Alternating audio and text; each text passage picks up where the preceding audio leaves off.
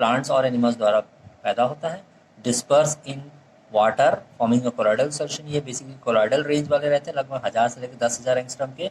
ये specific catalyst रहते हैं। स्पेसिफिक कैटलिस्ट, विशिष्ट कैटलिस्ट का मतलब अर्थ ये होता है कि ये एक स्पेसिफिक रिएक्टेंट के लिए स्पेसिफिक कैटलिस्ट यूज होता है। Each catalyse a specific reaction, हर अभिक्रिया के लिए एक निश्चित एंजाइम कैटलिसिस रहता है। Kinetic behaviour it is similar to heterogeneous process, ये हेट्रोजीनियस प्रोसेस के समान ही है, अर्थात मिलता नहीं है वो। माइक्रो हेट्रोजीनियस कैटालिसिस भी बोला जाता है। जैसे एग्जांपल दिया हुआ है इसका, स्टार्च जो है CCH12O5 एंड स्टार्च का हाइड्रोलिसिस हो रहा है H2 के साथ इन डायस्टेज, तो ये बना था माल्टोज, C12H2211 माल्टोज। माल्टोज जो रहता है C12H2211, इसका हाइड्रोलिसिस होता है ग्लूकोज बनाने के लिए CCH12O6, उसके लिए माल्टाज एंजाइम यूज होता है। उसी तरह जो ग्लूकोज है CCH12O6, ये कन्वर्ट होता है अल्कोहल प्लस O2 में 2C-O2, उसके लिए एंजाइम जो लगता है वो जाइमेज फ्रॉम ईस्ट सोर्स। तो बोलने का मतलब यह है, हर स्पेसिफिक बायोकेमिकल रिएक्शन के लिए एक डिफरेंट एंजाइम मौजूद है। हर आप कभी भी ये यूज़ नहीं, डायस्टेज को इसके लिए यूज़ नहीं कर सकते, इस रिएक्शन के लिए माल्टेज यूज़ नहीं किया जाता है। यानी हर और स्पेसिफिक ऑर्गेनिक रिएक्शन के लिए एक डेफिनेट एंजाइम इन्वॉल्व रहते हैं। एंजाइम्स के साथ कुछ ऐसे सब्सटेंस भी हो रहते हैं जो उसकी एंजाइमेटिक एक्टिविटी को इनिशिएट करने में या बढ़ाने में मदद करते हैं, उनको कोएंजाइम्स बोलते हैं। Certain substance called coenzymes which are similar in nature to enzymes essential for action of enzyme. Enzyme की जो एंजाइमेटिक एक्टिविटी है उसको करने के लिए, आगे बढ़ाने के लिए कोएंजाइम्स का होना जरूरी है, सहायक एंजाइम्स का होना जरूरी है। तो ये कुछ दिया हुआ है, कुछ एंजाइम्स का कुछ सोर्स के लिए हमने अभी देखा है। जैसे एंजाइमेज एंजाइम जो बेसिकली इसका सोर्स ईस्ट रहता है, ये ग्लूकोज अल्कोहल कन्वर्शन में यूज होता है। लैक्टिक बेसिलाई जो रहता है, ये एक एंजाइम है जो बेसिकली मिल्क कर्ड रिएक्शन है, मिल्क को जो कर्ड में कन्वर्ट हो रहा है, तो ये जो रहता है उसमें कर्ड से निकलता है लैक्टिक बेसिलाई, जो इसको कैटालाइज करता है। सिमिलरली केन शुगर का जो ग्लिसरॉल में कन्वर्शन है, वह बेसिकली लाइपेज एंजाइम जो रहता है, जिसका basic source castor oil seeds है। इसके आगे हम देखते हैं कि एंजाइम कैटालिसिस के कौन कौन सी कैरेक्टरिस्टिक प्रॉपर्टी है। पहला, ये प्रोटीन्स होते हैं, कोलॉइडल नेचर के होता है, high molar mass, high molar weight वाले होते हैं।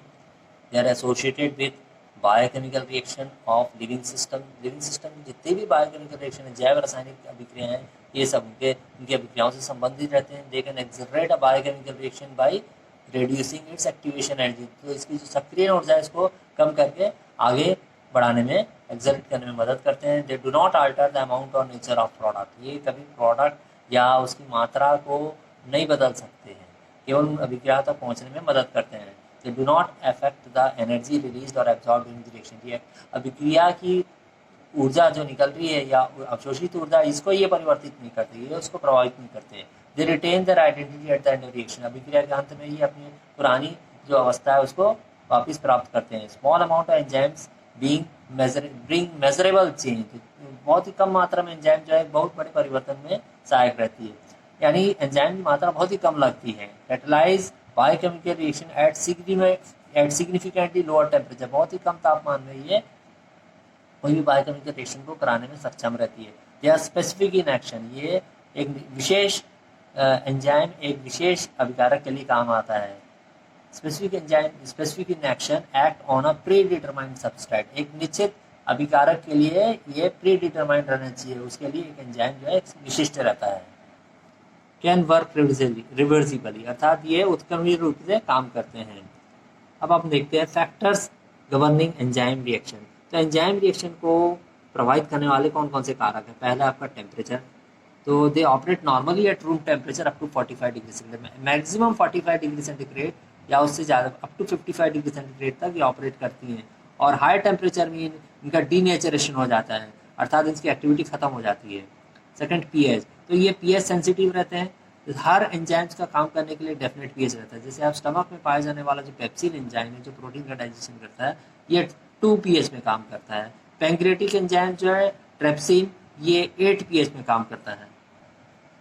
नेक्स्ट हम देखते हैं effect of activators. Some enzymes cannot act on their own but require some substance for their activation, this are called activators. तो कुछ एंजाइम जो है उनको सक्रिय करने के लिए कुछ सक्रिय कारक की जरूरत रहती है, एक्टिवेटर्स की जरूरत रहती है। एग्जाम्पल जैसे activators Na+, K+, Ca2+, Mg2+, Mn2+, ये सब एक्टिवेटर्स रहते हैं। जैसे हम देख रहे हैं स्टमक में पाए जाने वाला जो पेप्सिनोजन है, ये इनएक्टिव स्टेट में रहता है, बट जैसे ही उसको H+ आयन मिलता है वो एक्टिव फॉर्म में कन्वर्ट हो जाता है पेप्सिन में, तब जाके यानी H+ आयन उसके लिए एक्टिवेटर का काम करता है। उसी तरह पैंक्रेटिक जो है उसमें ट्रेप्सिनोजन रहता है, ये एक इनएक्टिव स्टेट में रहता है। एंट्रोकाइनेज के प्रेजेंस में ये एक्टिवेट होकर ट्रेप्सिन में कन्वर्ट होता है, एक्टिव फॉर्म में कन्वर्ट हो जाता है।